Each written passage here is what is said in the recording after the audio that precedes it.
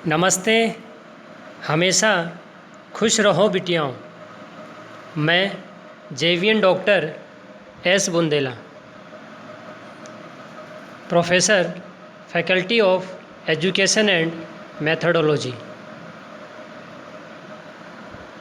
Paper elements of public administration and public administration. Program BA B.Ed first sem and BA B.Ed fifth sem. Learners, हमने पिछले video में बात की थी कि लोक प्रशासन की प्रकृति क्या है, नेचर क्या है। अब देखिए, इसी लोक प्रशासन की श्रृंखला में हम आज बात कर रहे हैं, इस सेशन में बात कर रहे हैं कि लोक प्रशासन का क्षेत्र क्या है, विस्तार क्या है, स्कोप ऑफ पब्लिक एडमिनिस्ट्रेशन या एरिया ऑफ पब्लिक एडमिनिस्ट्रेशन, बात एक ही है। देखिए, जैसा हमने पिछले वीडियो में बात की थी नेचर को लेकर कि जो लोक प्रशासन है उसको लेकर, उसके नेचर को लेकर कोई फिक्स बात नहीं थी, कोई फिक्स एजम्पशन नहीं थी, अवधारणा नहीं थी। ठीक उसी प्रकार से लोक प्रशासन का क्षेत्र भी अब तक तय नहीं हो पाया है, इसका एरिया तय नहीं हो पाया है कि भी लोक प्रशासन इतना काम करता है, इतना काम करता है, ये कितना काम करता है। ठीक है, तो जिस प्रकार से नेचर को लेकर हमने एजम्पशंस की बात की थी, अवधारणाओं की बात की थी, ठीक ऐसे ही इसके क्षेत्र को लेकर भी कई विचारधारा हैं, कई दृष्टिकोण हैं, कई व्यूज़ हैं। ठीक है, और स्पेशली 4 व्यू प्रमुख हैं।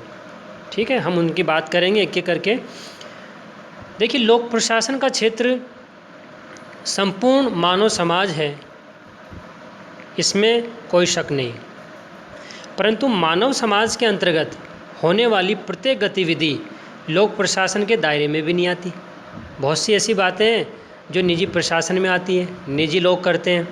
ठीक है, तो कहीं न कहीं लोक प्रशासन का क्षेत्र स्पष्ट नहीं हो पाया है, और इसको लेकर जो 4 दृष्टिकोण हैं, व्यू हैं, एक एक करके हम उसकी बात करेंगे। 4 कौन कौन से हैं? एक तो संकुचित दृष्टिकोण, नैरो व्यू, दूसरा व्यापक दृष्टिकोण, वाइडर व्यू, और तीसरा पोस्ट कोर दृष्टिकोण, और चौथा है लोक कल्याणकारी दृष्टिकोण, मीन्स पब्लिक वेलफेयर व्यू।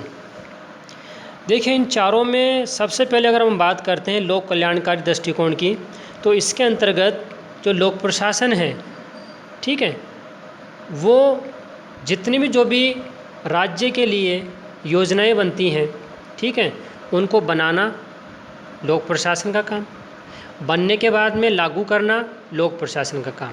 तो जितनी भी योजनाएं हैं, ठीक है, जितने भी जो भी प्लान हैं, प्रोजेक्ट्स हैं, पॉलिसीज़ हैं, उन सभी को बनाने का काम और उनको लागू करने का काम लोक प्रशासन का ही होता है। इसके बाद में हम बात करते हैं संकुचित दृष्टिकोण की, नैरो व्यू की। तो देखिए, चूँकि आप लोग जानते ही हैं कि सरकार जो है उसका उसके अंग या शाखा 3 भागों में है। ठीक है, एलिमेंट्स ऑफ गवर्नमेंट। तो उसकी जो 3 भाग हैं सरकार के, वो एक तो विधायिका, व्यवस्थापिका मीन्स लेजिस्लेचर, दूसरा कार्यपालिका मीन्स एग्जीक्यूटिव, और तीसरा न्यायपालिका जुडिशरी। ठीक है, तो जो व्यवस्थापिका है, लेजिस्लेचर है, वो तो क्या करती है? कानून बनाने का काम। कार्यपालिका, एग्जीक्यूटिव क्या करती है? उन बने कानूनों को इम्प्लीमेंट करती है।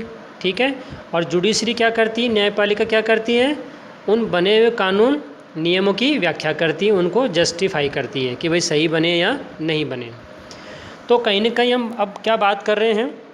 संकुचित दृष्टिकोण की, ठीक है, नैरो व्यू की बात कर रहे हैं। तो लोक प्रशासन के जो विद्वान हैं, इसमें लूथर गुलिक और हर्बर्ट साइमन, ये क्या मानते हैं कि लोक प्रशासन का संबंध केवल कार्यपालिका से ही है। मीन्स लोक प्रशासन केवल कार्यपालिका तक ही सीमित है कि जो कार्यपालिका के काम हैं, बस वही काम लोक प्रशासन के होते हैं। ठीक है, मतलब कार्यपालिका क्या करती है? बने हुए कानूनों को, नीतियों को लागू करती है। तो लागू करने तक का काम किसका हो गया? लोक प्रशासन का। बाकी जो 2 हैं एरिया, कौन कौन से? एक तो व्यवस्थापिका और एक न्यायपालिका, उनसे इसको कोई लेना देना नहीं है। ऐसा इन विद्वानों का या इस ग्रुप का जो कि संकुचित दायरे में आते हैं वो ऐसा मानकर चलते हैं। अब हम बात कर रहे हैं अगले दृष्टिकोण की, अगले व्यू की, और वो कौन सा है? व्यापक दृष्टिकोण, वाइडर व्यू। लोक प्रशासन के कार्य क्षेत्र को विस्तृत तथा व्यापक मानने वाले विद्वानों में Willoughby, Felix Negro, LD. White और मार्क्स, ये सभी आते हैं। इन्होंने लोक प्रशासन के क्षेत्र को व्यापक माना है, बड़ा माना है। ठीक है। इन विद्वानों के अनुसार शासन के तीनों अंग कौन कौन से? विधायिका, लेजिस्लेचर, दूसरा कार्यपालिका, एग्जीक्यूटिव, और तीसरा न्यायपालिका, जुडिशरी, से लोक प्रशासन का संबंध जुड़ा रहता है। ये क्या कहते हैं कि केवल कार्यपालिका से संबंध नहीं लोक प्रशासन का, बल्कि तीनों ही जो गवर्नमेंट के ऑर्गन हैं, जो शासन के, सरकार के तीनों भाग हैं, उन तीनों से ही लोक प्रशासन जुड़ा रहता है। कैसे? जैसे मान लीजिए विधायिका है, लेजिस्लेचर है, उसका काम क्या होता है? कानून बनाना। पर कानूनों को जो ड्राफ्ट बनता है, उसका बिल बनता है, ठीक है, उसको बनाने में किसका काम है? लोक प्रशासन का, अधिकारियों का है। ठीक है।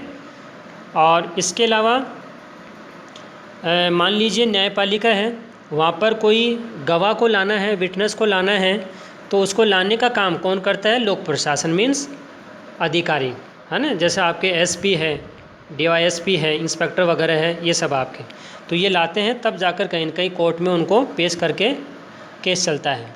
तो इनमें भी कहीं न कहीं लोक प्रशासन जुड़ा रहता है। तो कहीं न कहीं लोक प्रशासन तीनों ही भाग से जुड़ा हुआ है सरकार के। कौन कौन से? एक तो विधायिका, लेजिस्लेचर, और दूसरा कार्यपालिका, एग्जीक्यूटिव, और तीसरा न्यायपालिका, मीन्स जुडिशरी। अब देखिए, ये हमने बात करी थी 3 प्रमुख व्यू की। अब जो चौथा है वो पोस्ट कोर दृष्टिकोण है। देखिए, पोस्ट कोर जो दृष्टिकोण है, जिसमें मेन कौन कौन से अक्षर है? POSD, CORB, ठीक है, 1 2 3 4 5 6 7 ही अक्षर हैं। ठीक है। इन 7 अक्षरों से बना है पोस्ट कोर, और जिसका अलग अलग अर्थ है, जो कि हम अभी एक एक करके डिस्कस करेंगे।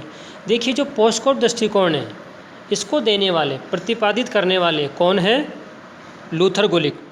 ये बहुत बार, कई बार आपके सिविल सर्विस में आता रहता है, एग्ज़ाम्स में, या और दूसरे भी जो भी ऑफिसर्स के एग्ज़ाम होते हैं, गवर्नमेंट जॉब में होते हैं, उनमें आता रहता है कि पोस्ट कोर दृष्टिकोण देने वाले कौन है विद्वान, कौन है थिंकर, ऑथर कौन है? तो वो कौन होंगे? लूथर गुलिक। ठीक है। अब देखिए, ये जो दृष्टिकोण है, ये लोक प्रशासन के प्रबंधकीय कार्यों को बताता है कि लोक प्रशासन के प्रबंधकीय कार्यों में जो हैं वो सभी आपके लोक प्रशासन के दायरे में आते हैं। ठीक है। और इनका अलग अलग क्या क्या अर्थ है? P फॉर प्लानिंग, नियोजन करना, O फॉर ऑर्गेनाइजिंग, संगठित करना, S फॉर स्टाफिंग, कर्मचारियों की व्यवस्था करना, D फॉर डायरेक्टिंग, निर्देश देना, CO कोऑर्डिनेटिंग, समन्वय करना, R रिपोर्टिंग, प्रतिवेदन देना, और एक है B बजटिंग, बजट बनाना। ये सभी काम, ठीक है। तो इन सभी में आपके लोक प्रशासन जुड़ा रहता है आपके। एक एक करके थोड़ा सा हम डिस्कस कर लेते हैं। P फॉर प्लानिंग मीन्स नियोजन करना। प्रशासन द्वारा लक्ष्यों की प्राप्ति करने के लिए योजनाएं, कार्यक्रम बनाए जाते हैं। ठीक है। हर ऑर्गेनाइजेशन का ये अपना एक एम होता है, ऑब्जेक्टिव होता है। ठीक है। और इस ऑब्जेक्टिव को प्राप्त करने के लिए, अचीव करने के लिए योजनाएं बनती हैं, प्लान बनते हैं, प्रोजेक्ट बनते हैं। ठीक है। और इनको बनाने का काम कौन करता है? लोक प्रशासन मीन्स अधिकारी, अथॉरिटीज़। ठीक है। अब हम बात कर रहे हैं दूसरे O, ऑर्गेनाइजिंग, संगठित करना। संगठन के उद्देश्यों के अनुसार होने वाले कार्य प्रक्रियाओं को व्यवस्थित करना है। यहाँ पर समस्त प्रकार के जितने भी संगठन में, जैसे मान लीजिए धन है, कर्मचारी है, कच्चा माल है, मशीन है, इन सबको अच्छे से उपयोग में लाना ही क्या कहलाता है? संगठित करना। और ये सब काम किसका होता है? अधिकारियों का। वही क्या करते हैं? इन सबको मैनेज करते हैं। ठीक है, ऑर्गेनाइज करते हैं। तो यहाँ पर भी अधिकारी हैं। इसके बाद में हम बात करते हैं कार्मिकों की व्यवस्था करना, स्टाफिंग। किसी भी संगठन की सबसे बड़ी पूंजी कर्मचारी है, ठीक है, उसमें काम करने वाले कर्मचारी हैं। और कर्मचारियों के वर्गीकरण, भर्ती, प्रशिक्षण, वेतन, पदोन्नति, स्थानांतरण आदि कार्य इसमें शामिल होते हैं। और ये सब काम कौन देखता है? लोक प्रशासन अधिकारी, ठीक है। तो यहाँ पर भी लोक प्रशासन है। इसके बाद में डी, डायरेक्टिंग, निर्देश देना। पदाधिकारी अपने अधीनस्थों को समय समय पर निर्देश देते रहते हैं, ठीक है। संगठनों में उच्च अधिकारी जो हायर अथॉरिटी है वही क्या करते हैं? अपने सबऑर्डिनेट्स को ऑर्डर देते हैं, और उन ऑर्डर को फॉलो, उन आदेशों का पालन कौन करते हैं? उनके नीचे काम करने वाले अधीनस्थ, सबऑर्डिनेट्स, ठीक है। अब बात करते हैं समन्वय, CO, कोऑर्डिनेटिंग। यह संगठन के प्रमुख कार्यों में से एक है, क्योंकि बगैर समन्वय के संगठन में काम अच्छे से नहीं हो पाते हैं। इसके बगैर क्या होता है? दिक्कतें आ जाती हैं, प्रॉब्लम आ जाती है ऑर्गेनाइजेशन में, ठीक है। तो और ये कौन करेगा काम? कोऑर्डिनेशन कौन करता है? अधिकारी, कि आपको ये काम करना, आपको ये काम करना है, जिससे क्या सिस्टमेटिक काम ऑर्गेनाइजेशन में, संगठन में होते रहे। अब है R, रिपोर्टिंग। उच्च और निम्न अधिकारी और कर्मचारियों के बीच में समन्वय बनाना, और ये बना रहे इसके लिए समय समय पर रिपोर्ट देनी होती है उच्च अधिकारियों को कि कहीं कोई काम में दिक्कत तो नहीं आ रही है, ठीक है। और ये जो रिपोर्ट है ये कौन चेक करता है? अधिकारी, ठीक है।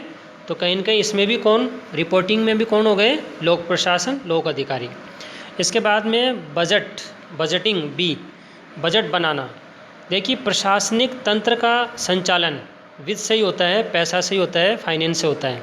और संगठन के आय और व्यय का हिसाब लगाना सबसे महत्वपूर्ण है, ठीक है।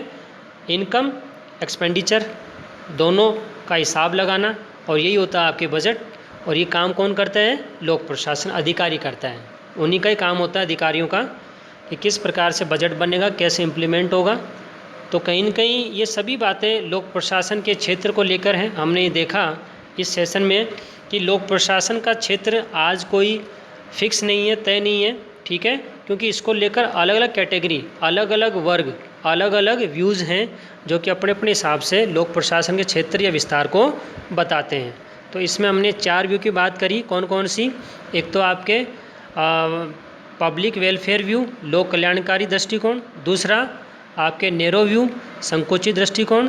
तीसरा वाइडर व्यू, व्यापक दृष्टिकोण। और चौथा पोस्ट कोर दृष्टिकोण, पोस्ट कोर व्यू। यह सेशन डिजिटल वर्जन 2.0 ज्योति विद्यापीठ महिला विश्वविद्यालय जयपुर द्वारा तैयार किया गया है। मैं आशा करता हूं कि आप मेरे डिजिटल सेशन से खुशी होंगे। अगर आपकी कोई क्वेरी है तो कमेंट बॉक्स में ज़रूर लिखें, मैं इसे हल करने की कोशिश करूंगा। धन्यवाद। आगे के वीडियो के लिए तैयार रहें आप लोग।